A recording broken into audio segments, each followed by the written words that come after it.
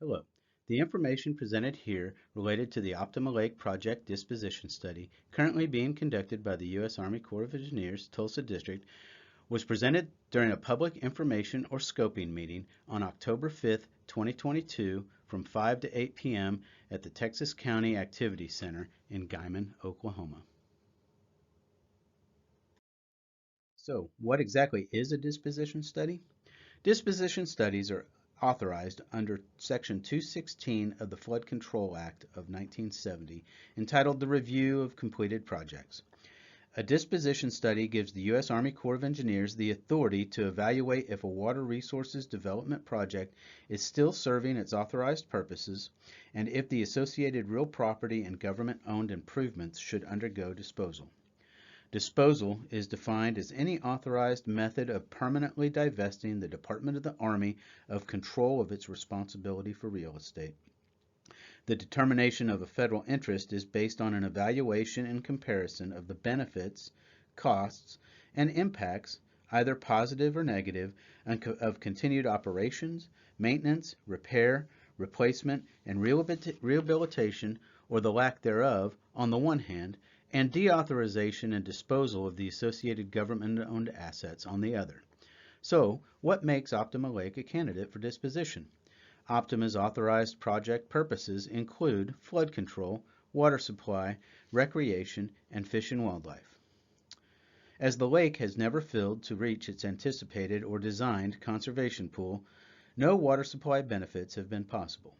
Visitation rates have historically been much lower than anticipated, and without that income going into the U.S. Treasury, the U.S. Army Corps of Engineers was unable to maintain Optima's recreational facilities, and while flood events haven't occurred in the area since Optima's construction, it's not necessarily because of the dam's presence.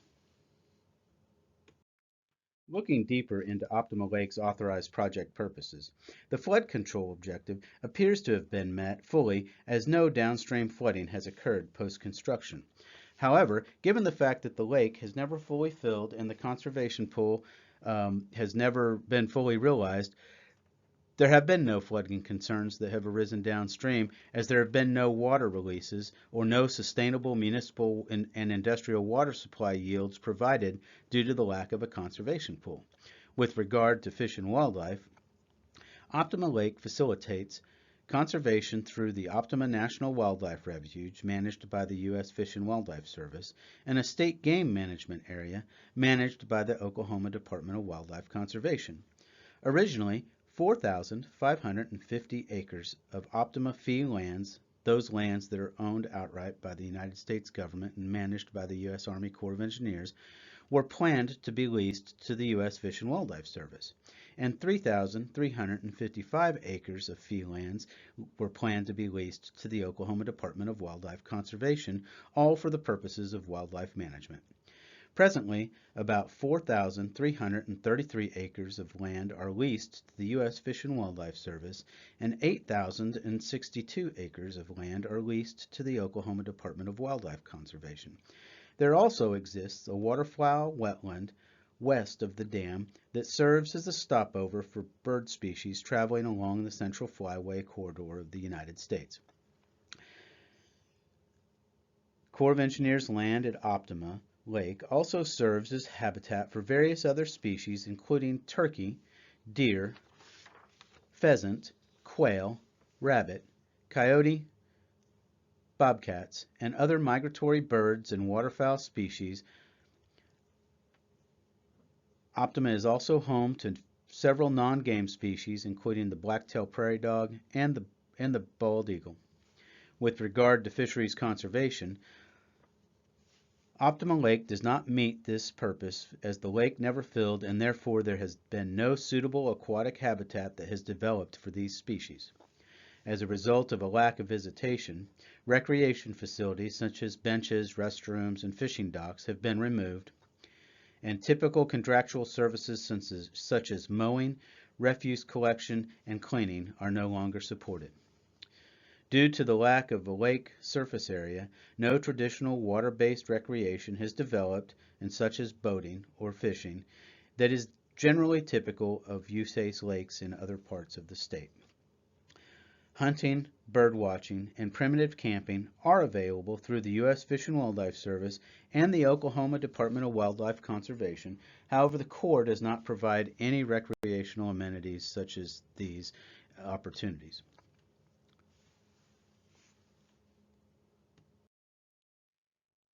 This map outlines Optima Lake's federal fee boundary. The light orange color you see depicts the Oklahoma Department of Wildlife Conservation lease, and the green area represents the U.S. Fish and Wildlife Service lease.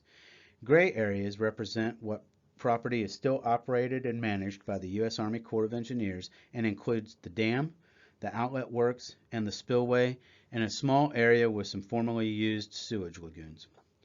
The striped blue polygon depicts the area where the lake conservation pool would sit had it filled, according to the planned hydrology plans, and it should cover roughly or approximately 5,340 surface acres. The solid blue polygon depicts Optima's actual lake level as of April 2020, which covers only about 25 surface acres. As you can see, Optima Lake never filled to the planned conservation pool elevation. The area above Optima Lake is 5,029 square miles, of which 2,341 square miles are considered contributing. The Optima Lake watershed boundary is displayed in the upper left of this slide.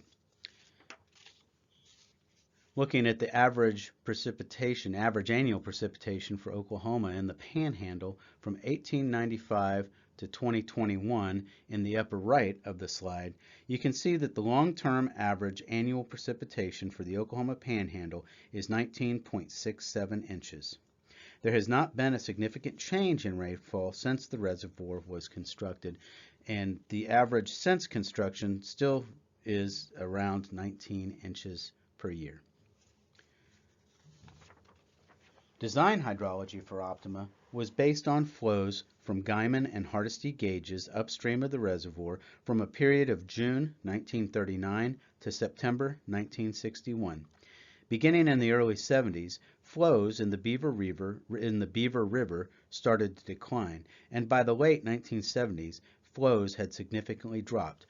Those flows in the hydrology, the Optima inflows in the drainage basin are depicted in the lower graphic of the slide. A USGS study based on changes in flow in the Beaver River state that the decreased flow shown in the lower portion of this graph over time has been attributed to a combination of groundwater level declines and land use changes associated with groundwater use. The Flood Control Act of 1936 authorized a flood control project on the North Canadian River near Optima, Oklahoma. Dam construction was delayed by the Great Depression, World War II, and the Korean conflict, and in 1962, Congress approved funds for the pre-construction planning of the project. Construction began in 1966 and was completed in 1978. However, because the water level had never risen to the planned conservation pool in the 13 years since its construction, an appraisal report was conducted in 1991 to evaluate the possibility of modifying the lake project to meet present and future water and related land resource needs. The study recommended that a reconnaissance level study of Optima Lake be conducted to evaluate alternative paths forward that would lead to the project better meeting its intended purposes. However, funding to pursue this investigation was never provided. As a result of the lack of visitation to Optima Lake, funding for the project continued to decline. In 1995, on-site staff were removed from Optima's Lake office and recreation facilities were closed. Fort Supply and Canton Lake Corps staff took over maintenance and operations duties. In 2010, an initial appraisal report to Congress was conducted under Section 216 of the Flood Control Act of 1970, Review of Completed Projects, and recommended that because of changes in physical, economic, and environmental conditions, a reconnaissance study be conducted at Optima Lake. It wasn't until 2021 that funding was provided for the disposition study process that has brought us to where we are now today.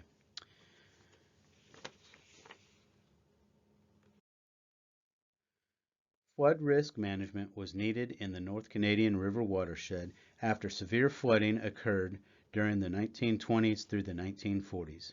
Optima Dam was designed to mitigate flood risk in the Oklahoma Panhandle and downstream by operating in conjunction with Fort Supply and Canton Lakes.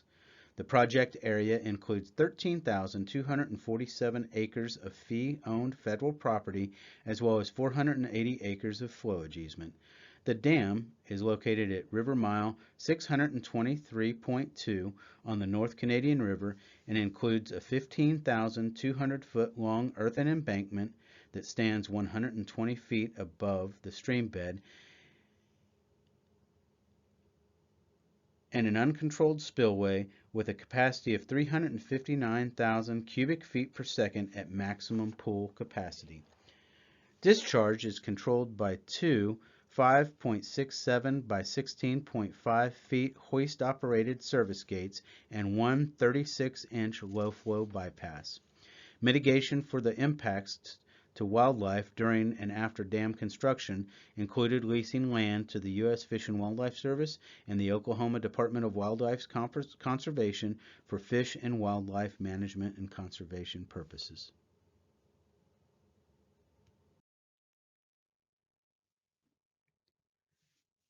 So once we worked through Optima's background information and existing conditions, it was time to come up with possible alternative ways to move forward.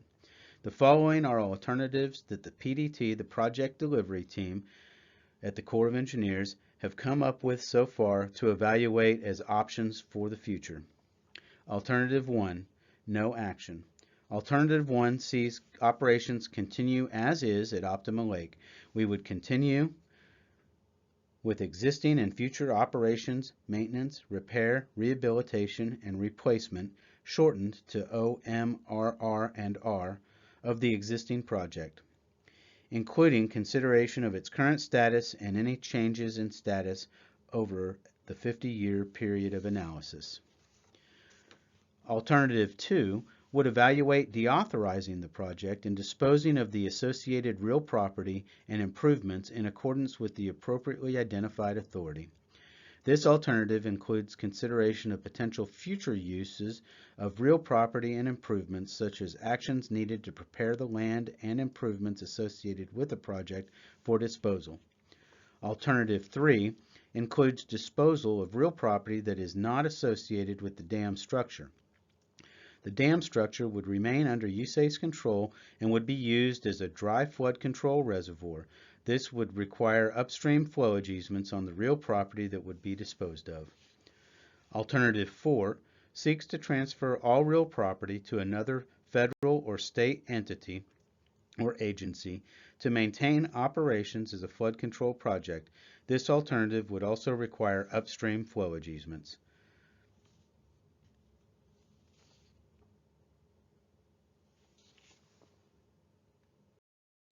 Alternative 5 would entail funding OMRR&R with a revised OMRR&R manual based on the changed project conditions of not likely meeting the water supply project purpose. The dam would continue to be used as a dry flood control reservoir with maintenance required and mitigation measures established for fish and wildlife conservation would be retained. So basically, Alternative 5 is similar to the no action alternative where the Corps would retain all land associated with Optima Lake, but plans would be updated to reflect current conditions and plausible project purposes. Alternative 6 would see the Corps of Engineers maintaining the dam structure and the site to be used as a dam safety OMRR&R training facility. This alternative will evaluate two sub-options. 6A will look into disposing of non-site project lands, and 6B will look at retaining non-site project lands. The final alternative, Alternative 7, will investigate lowering the dam height with the new height justified by updated project hydraulic conditions. This is the list of alternatives that the project development team has come up with so far, but we are open to any additional alternatives you might suggest.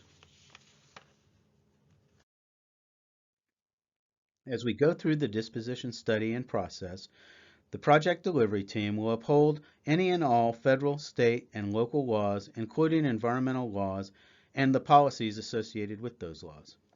The National Environmental Policy Act of 1969, also known as NEPA, requires federal agencies to consider and disclose the environmental and social effects of their proposed actions in a publicly available document.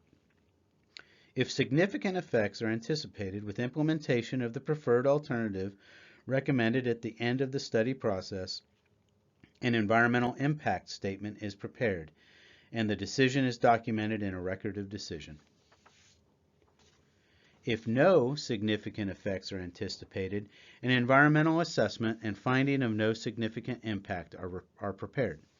In either case, an environmental impact statement or environmental assessment will fully disclose the purpose and need, alternatives considered, baseline conditions, and environmental and social effects of the recommended alternative. The milestone process for disposition studies includes 3 milestones: a decision meeting, a tentatively selected plan and draft report milestone, and a final report milestone. The decision meeting consists of a vertical team decision meeting to decide whether federal interest in the project still exists. If federal interest no longer exists, the project remains a candidate for a disposition study and proceeds to the tentatively selected plan milestone. This is where we are in the process right now. It was determined that federal interest in the project may not exist anymore, as Optima Lake is not necessarily meeting its authorized purposes. So we are proceeding with the disposition study and moving into the tentatively selected plan draft report milestone. The Tulsa District would appreciate any information and feedback you'd like to provide, including additional alternatives you think are worth evaluating. Please provide your feedback to Ms. Elizabeth Knapp, biologist with the Regional Planning and Environmental Center, U.S. Army Corps of Engineers, Fort Worth District, by November 1st. Comments can be submitted via email or mail at the destinations provided on this screen. We appreciate your interest in this study and look forward to hearing from you.